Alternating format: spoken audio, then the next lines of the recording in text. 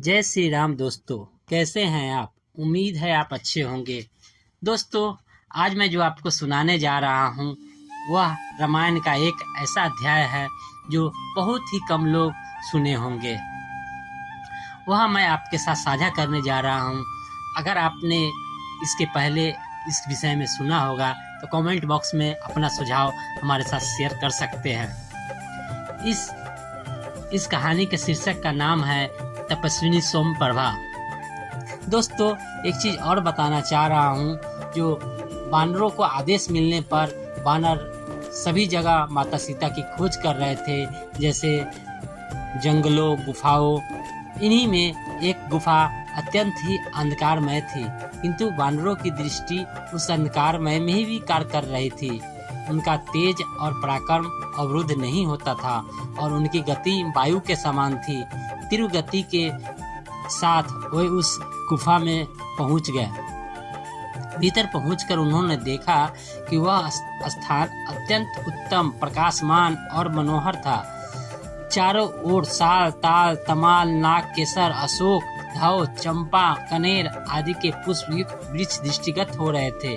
वे सभी वृक्ष स्वर्णमय थे।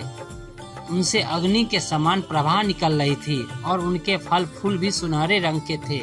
इन वृक्षों में लगे मूंगे और मणियों के समान चमकीले फूलों और फलों पर सुनहरे रंग के भौरे मंडरा रहे थे। सूर्य जैसी आभा वाली कंचन वृक्षों से घिरे अनेक विशाल सरोवर भी दिखाई पड़े, जिनमें स्वर्ण कमल और सुनहरे मत्स्य शोभा पा रहे थे। उन्होंने वहां पर सोने और चांदियों से बने बहुत सारे भवन भी देखे, जिनकी खिड़कियां मोतियों की जालियों से ढकी हुई थी। स्वर्ण तथा रजत से निर्मित विमान भी दृष्टिगत हो रहे थे। वहां रखे हुए अनेक पात्रों में सोने, चांदी और कांसे के ढेर सारे बर्तन भरे हुए थे। बहुमूल्य सवारियां, सरस मधु, महामूल्यवान दिव्य वस्त्रों के ढेर, विचित्र कंबल एवं कालीने, मृग चर्मों के समूह आदि भी जहां तहां रखे हुए थे। कुछ दूर जाने के बाद उन्हें वक्कल और काले रंग का मृग चर्म धारण किए हुए एक स्त्री दिखाई पड़ी, जिसका मुख तपस्या के तेज से दमक रहा था। परम बुद्धिमान हनुमान जी ने उस तपस्विनी के पास जाकर हाथ जोड़कर बोला, हे देवी, आप कौन हैं? यह गुफा, ये भवन तथा ये रत्न इत्यादि किसके हैं? हे देवी, हम लोग भूख, प्यास और थकावट से व्याकुल होकर जल मिलने की आशा से इस गुफा में चले आए हैं, किंतु यहाँ के अद्भुत पदार्थों को देखकर हमारी विवेक शक्ति लुप्तप्राय हो गई है। यह सब आपकी तपस्या के प्रभाव से हुआ है या कोई आसुरी माया है? तपस्विनी ने यह कहकर कि तुम सब पहले भोजन ग्रहण कर लो, उन सभी को शुद्ध भोजन, फल फूल इत्यादि दिया। फिर भोजन से तृप्त हुए वानरों से तपस्विनी ने कहा, वानर श्रेष्ठ, इस दिव्य स्वर्णमय उत्तम भवन को दानव शिरोमणियों के विश्वकर्मा मायासुर ने बनाया है।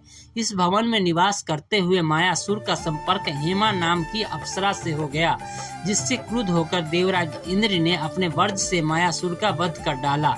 अब यह स्थान हेमा के ही अधीन है। मैं मीर्षावर्णी की कन्या हूँ और मेरा नाम स्वयंप्रभा है। हेमा मेरी प्रिय सखी है, उसी के द्वारा नियुक्त होकर मैं इस स्थान का संरक्षण करती हूँ। अब तुम लोग बताओ कि तुम लोग किस प्रयोजन से घूम रहे हो? पवन कुमार हनुमान जी बोले, देवी, पिता की आज्ञा से दशरथ नंदन श्री राम अपनी पत्नी सीता और अनुज लक्ष्मण के साथ दंडकारण्य वन में निवास कर रहे थे। जन स्थान में आकर रावण ने उनकी स्त्री का बलपूर्वक अपहरण कर लिया। श्री राम वानर राज सुग्रीव के मित्र हैं। हम लोग अपने राजा सुग्रीव की आज्ञा से जानकी जी की खोज कर रहे हैं। हमें इस गुफा से बाहर निकलने का कोई मार्ग नहीं दिख रहा है, अतः आप हमें यहाँ से बाहर निकालने की कृपा करें, ताकि हम अपने कर्तव्य को पूर्ण कर सके। तपस्विनी स्वयंप्रभा ने कहा, श्रेष्ठ वानरों, यद्यपि इस स्थान में आ जाने वाला जीवन भर यहाँ से बाहर नहीं निकल सकता, किंतु मैं अपने तप के प्रभाव से तुम सबको यहाँ से बाहर निकाल दूंगी। तुम सभी अपने आंखें बंद कर लो। वानरों की आंख मूंदते ही स्वयंप्रभा ने निमिष मात्र में ही उन्हें गुफा से बाहर निकाल कर कहा, अब तुम्हें अपनी आंखें खोल लो।